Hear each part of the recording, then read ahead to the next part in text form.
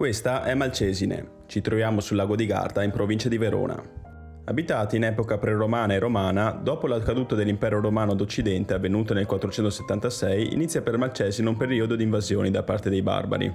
Col passaggio al feudalesimo, Malcesine, parte del Sacro Romano Impero, viene affidata ai vescovi di Verona. Nel 1145 diventa un comune indipendente e nel 1277, con Alberto della Scala, capitano generale del comune di Verona, Malcesine diventa parte dei domini degli Scaligeri.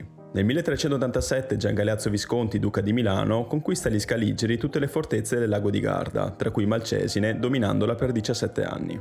Nel 1404 i Carraresi, signori di Padova, si espandono, dominando Verona e anche Malcesine. Contro questa espansione interviene Venezia, che nel 1405, sottomettendo i Carraresi, conquista l'intero Veneto, tra cui anche Malcesine. Viene istituzionalizzata la Gardesana dell'Acqua, una suddivisione amministrativa sotto i veneziani di cui facevano parte le comunità della sponda veronese del lago di Garda, comprendenti i vicariati di Brenzone, Pai e Malcesine a nord, Torri Albisano, Garda, Costelmarano al centro, Lazzise, Cisano e Bardolino a sud. Questi eleggevano 18 consiglieri che si riunivano 2 volte l'anno a Torri e il consiglio era presieduto dal capitano del lago, che abitualmente risiedeva a Malcesine e veniva eletto ogni 5 anni. Il consiglio aveva il compito di mantenere la pace, raccogliere dazi per Venezia e mantenere le barche ai porti del lago, agire per la difesa del territorio, mantenere i privilegi e richiedere imposte straordinarie. Venezia cade nel 1797 per mano di Napoleone. Con il Trattato di Campoformio il territorio di Malcesine passa sotto la giurisdizione napoleonica, fino al 1815, quando con la Restaurazione diventa parte del Regno Lombardo-Veneto, che fa parte dei domini austriaci.